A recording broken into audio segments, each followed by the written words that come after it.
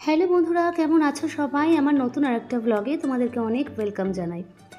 আগের ব্লগেই তোমরা দেখেছো যে আমরা শিলিগুড়িতে পৌঁছে গেছিলাম আর গাড়িতে উঠে পড়েছি আমাদের গন্তব্যস্থলে যাওয়ার জন্য। তো আমাদের গন্তব্যস্থলটাকে তোমরা জানো, আমার বন্ধুর শ্বশুরবাড়ি কাম বান্ধবীর বাবার বাড়ি। তো ওই দেখো রাজা নেমে আগের থেকে গেট খুলছে আর আমরা ঢুকে যাব এবার ওদের বাড়িতে। সত্যি বলছি এই টাইমটাতে যে এত আনন্দ হচ্ছিল আর মনে হচ্ছিল কত বছরের প্রতীক্ষার ফল পেলাম। মানে অনেক বছর ধরে ঠিক ছিল যে আমরা শিলিগুড়িতে যাব কিন্তু হয়ে আর উঠছিল না। তো যাই হোক, দেখো ডোডো এসেই তো গুনগুন আর আহানের সঙ্গে লেগে গেছে খেলতে। ও যে কী খুশি সে আর কি বলবো।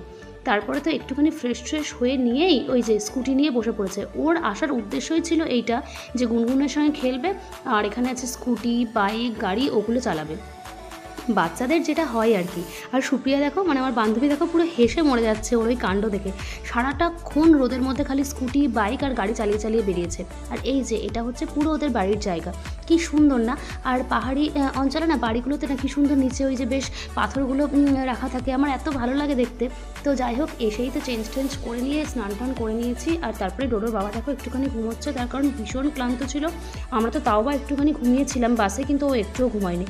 তো যাই হোক, আমিও একটু শুয়েছিলাম, তারপরে উঠে একদম ফ্রেশ হয়ে গেছি। দেখো ঘুমটুম থেকে উঠে না একটুখানি ফ্রেশ লাগছে, তাই না বলো?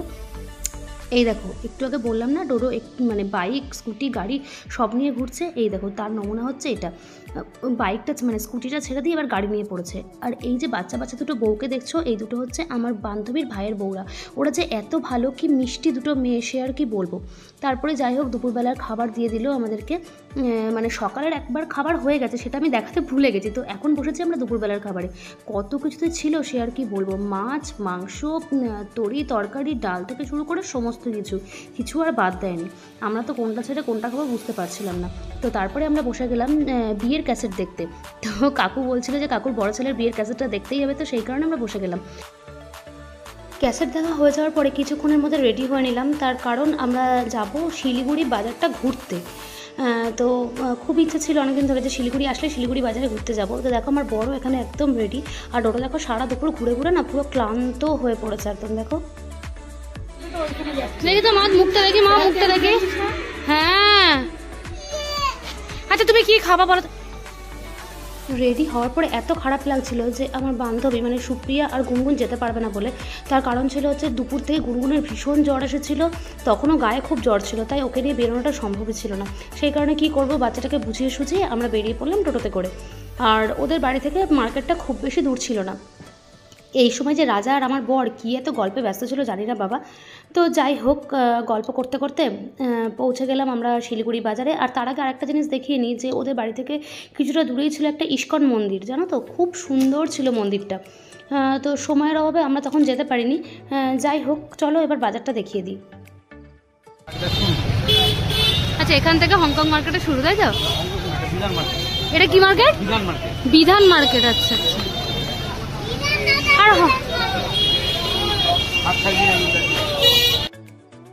আমি তো এই মার্কেটটাকেই প্রথমে হংকং মার্কেট ভেবেছিলাম, মানে সেটা তো পুরো বিখ্যাত একটা মার্কেট হংকং মার্কেট। যাই হোক, এখানে তিনটে মার্কেট না একসাথে রয়েছে, একটা হচ্ছে বিধান মার্কেট, একটা হচ্ছে হংকং মার্কেট, আর একটা যত সম্ভব শ্রীশাল মার্কেট বা এরকম কিছু একটা। নামটা আমার ঠিক এই মুহূর্তে মনে পড়ছে না।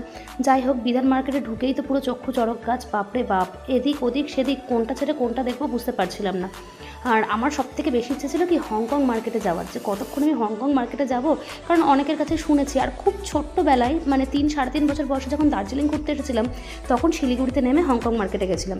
তো এই দেখো ঘুরতে আমরা চলে এলাম হংকং মার্কেটে, যদিও এইজটা উধাও হয়ে গেছে এখন।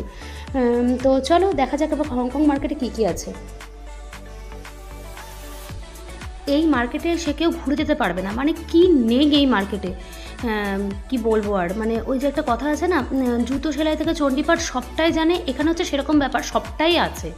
তো প্রত্যেকটা জিনিস তোমরা কোনটা ছেড়ে কোনটা নেবে বুঝতে পারবে না। যাই হোক, তবে এখানে না বার্গেনিং করতে হবে, না হলে এখানে কিন্তু ঠকে যেতে হবে।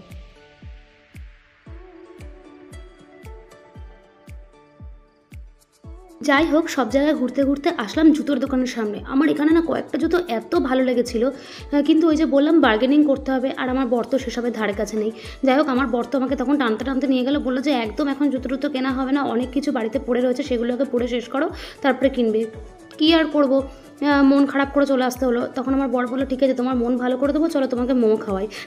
কারণ আমার না ফুচকার থেকেও মোমো খেলে বেশি মনটা ভালো হয়ে যায়। তো সেই কারণে এই দোকানটাতে চলে আসলাম। আর এখানে না সব কিছু ভেজ ছিল, আর এত লাইন দিয়ে সবাই খাচ্ছিল কি বলবো। আর মোমোটার যে কী দারুণ টেস্ট ছিল সে তোমরা না খেলে বুঝতে পারবে না। তো যাই হোক, এক প্লেট না, প্রায় আমরা সবাই মিলে 2-3 প্লেট মোমো খেয়েছি। আর মোমোটা পুরো ফাটাফাটি ছিল, আমার তো দারুণ লেগেছে। আর এখানে দেখো দুজনেই ফোনে ব্যস্ত। যাই হোক, আর ডোডো তখন খুব বিরক্ত করছিল বাড়ি চলো করে, কারণ ওর তো মন পড়ে রয়েছিল বাড়িতে ওই গাড়ির দিকে। যাই হোক, তারপরে আবার ফ্রেঞ্চ ফ্রাই নিয়ে নেওয়া হয়েছিল। ফ্রেঞ্চ ফ্রাইটা মোটামুটি ছিল, খুব যে ভালো ছিল তা নয়। আর কি বলো তো, আমার যেহেতু মোমো ফেভারিট, তো সেই কারণে মোমোটাই বেশি ভালো লেগেছে। তো যাই হোক, ফ্রেঞ্চ ফ্রাই খেয়ে ওদের জন্য মোমো প্যাকিং করে নিয়ে, মানে বাড়ির সবার জন্য নিয়ে আমরা চলে আসলাম মার্কেট থেকে।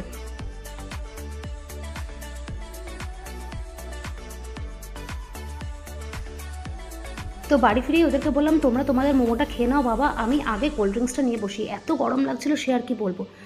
তো চলো, কোল্ড ড্রিঙ্কস খেতে খেতে আজকে তোমাদের টাটা করে দিলাম। দেখা হচ্ছে আবার নেক্সট ব্লগে। নেক্সট ব্লগটা দারুণ আসতে চলেছে। তো চলো, আজকে এখানেই শেষ করছি। টাটা।